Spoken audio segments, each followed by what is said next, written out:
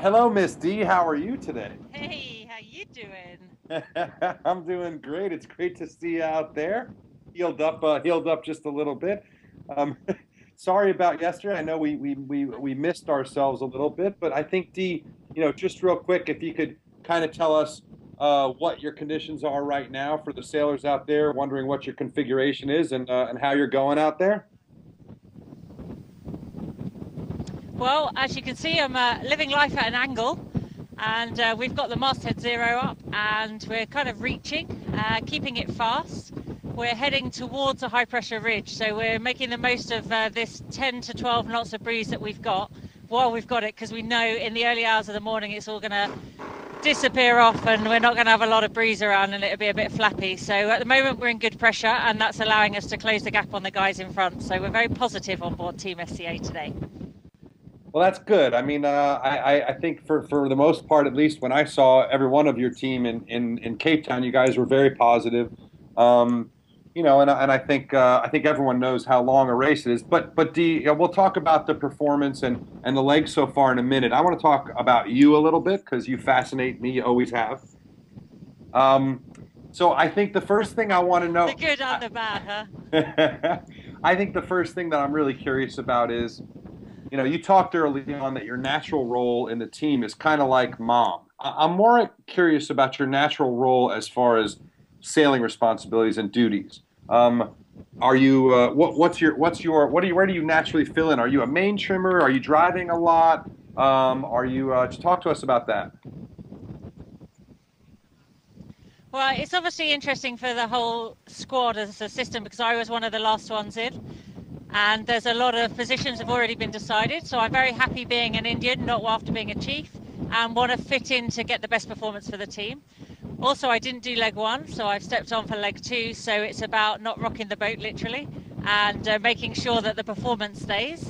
And I've taken on a driving and trimming role, but also that includes an awful lot of grinding as well. But that's why I was given that leg one off to work hard in the gym, and it's paid off, no worries. Well, let me talk about that for a second. Then I know that that Santi, your trainer, had a pretty specific program for you guys, and frankly, as a gym rat and a little bit of a bodybuilder, you looked like you could probably bench press more than me when I saw you in Cape Town.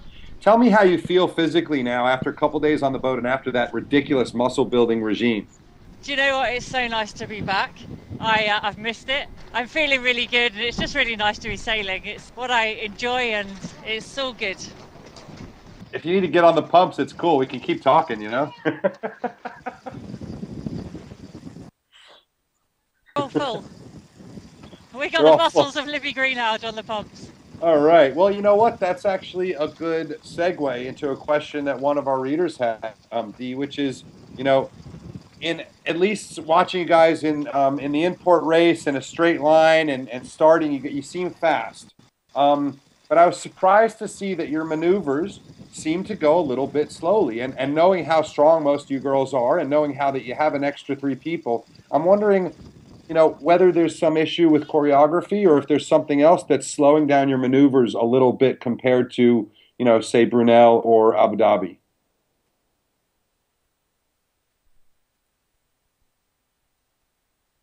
I've lost sound. Reality that the Oh, guys have got, and oh, you can see it on our line speed. sorry. Can you start It over says there? we've I'm lost sorry, Dee. sound.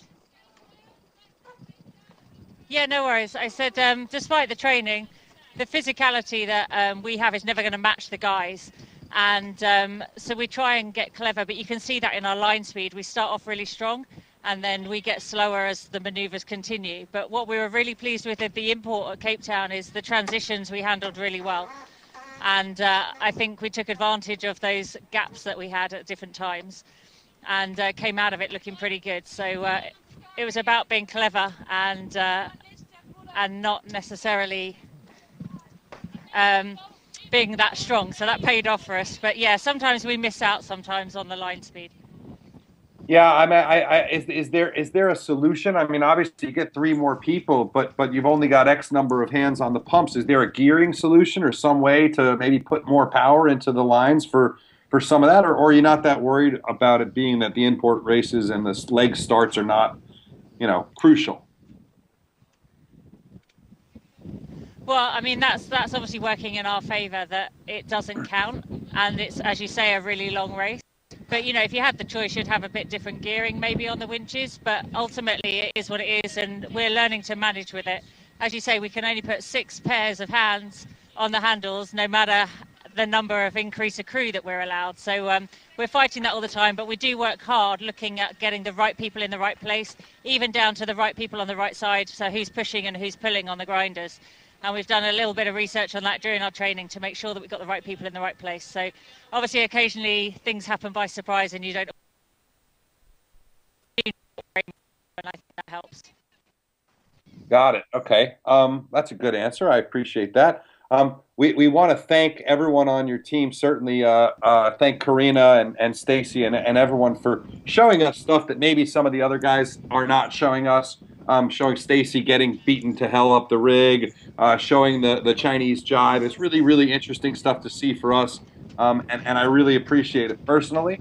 Can you explain exactly what Stacy was doing up the rig and if she's okay, if she's got anything worse than a couple bruises? Oh, well, Stacey's actually been like our punch bag, I think. She's had a real rough few days. She got smashed around the rig for a while, but came out of that okay. And then we were really sending it 25 knots, big waves, really dark, lots of water pumping over the deck, and she got washed from her perch at the back of the boat holding the main sheet straight headfirst into the rudder block. So she added to her bruises there, but she's still fighting on.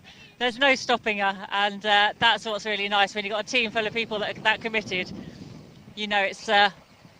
It's all going to be okay. So what was it up there? Was it a batten? Was it a batten end? It looked like she was working on maybe the batten car.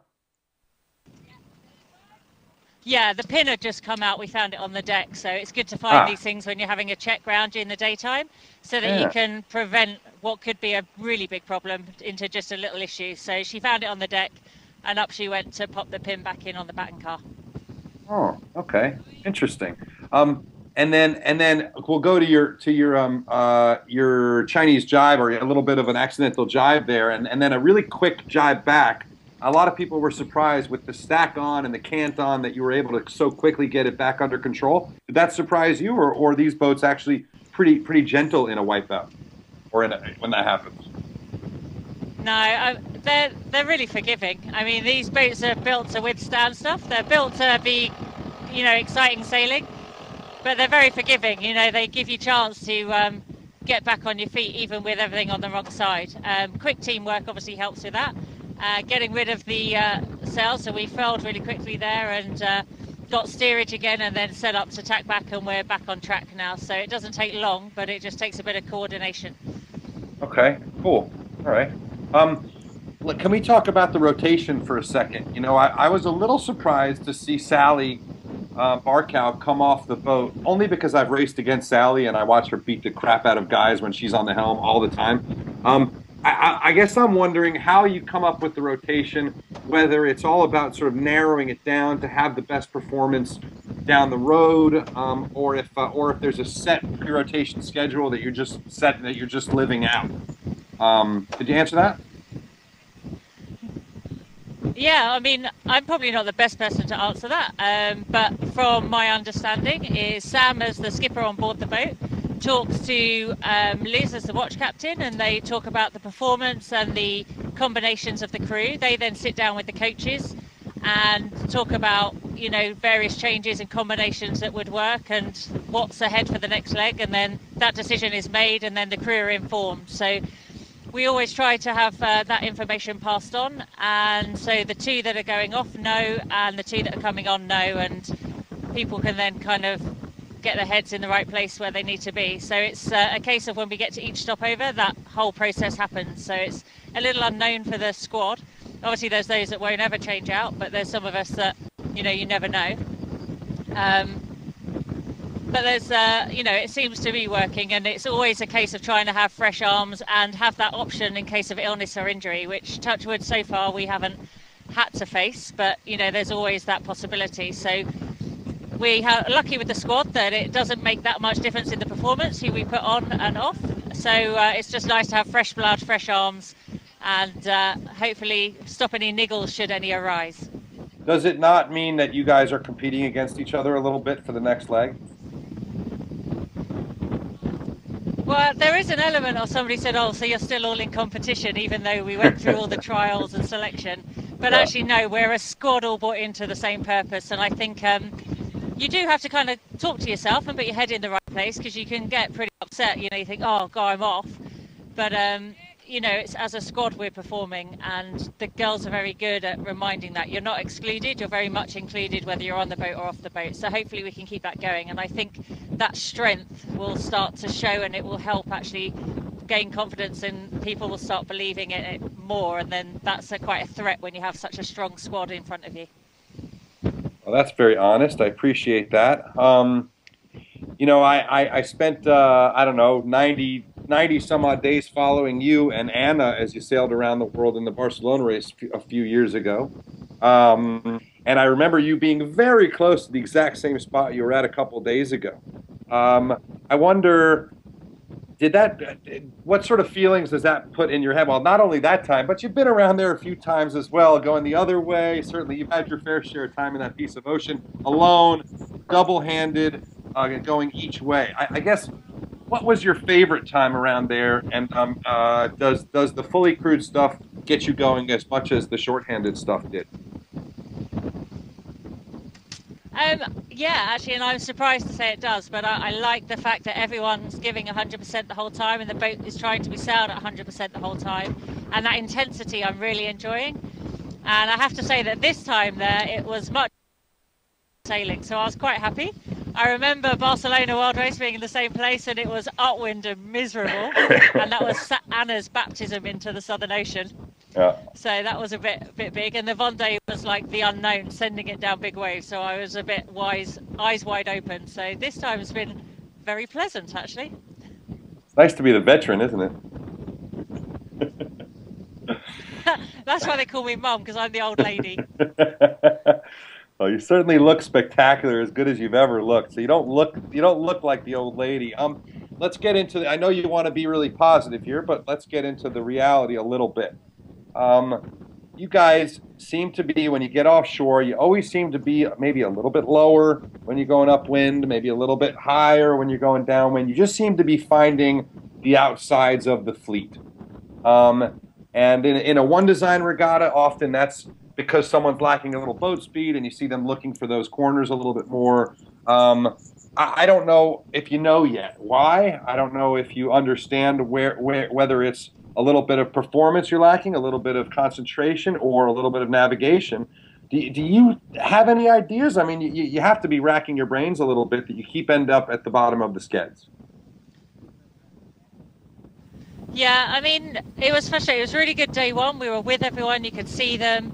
And, you know, it was a couple of tacks through a light patch, and we lost out there just by taking too long to get into the second tack. We then had Vestas right next to us, and we had a really good day, day two, sailing with them, matching them, pulling away from them, then pulling back, and having that cat and mouse game. That was really good.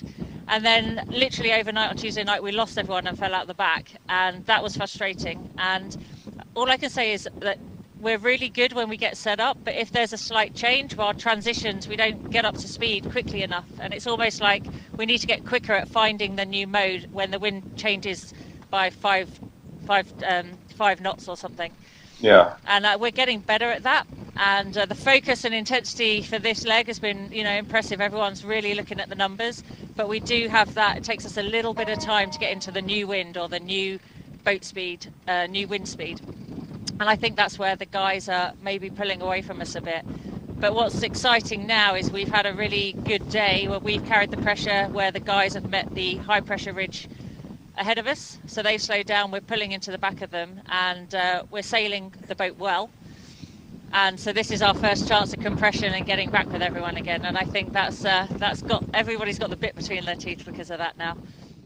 Well, certainly there are several 100,000 sailing fans around the world that are cheering just as much as they were in the import race when you guys pulled the full-on Buffalo Girls That was the most impressive thing we've seen from the race thus far. Is five boats overlapped and you just pulling up your skirts and taking a hike and running. It was brilliant. And you're doing it again, possibly. It looks like the full compression up to the ridge, and you guys are rightmost boat and pushing hard. Is that ridge going to stay for long enough for you to be able to break through, do you think? Do you think you maintain separation to the right? Or what's the plan? Well, the interesting one is this ridge is ahead of us that we're all going to face, and there's a depression coming off the coast of Africa. And where that tracks and where we can position ourselves with the front will be a bit of a telltale there. So that's a little bit of a hard one because it's quite unpredictable, that low pressure track. But then we're going to face the ridge again. And I think we're happy to be furthest east at the moment. It gives us the options because following that we've got some cyclones coming down, so we're going to need to negotiate that. And so Libby's very happy with our positioning to give us the options. We're not committed one way or the other. So long as we're just concentrating on deck on sailing fast, and she tells us if we're sailing in the right direction or not. So I think that philosophy is helping us gain the miles back that we lost at the beginning. Excellent. Well, look, it's great to see you pushing so hard, and we're certainly cheering for you all the way. And is there anything else, anything you want to tell any of our Sailing Anarchy female sailors while you have their ear?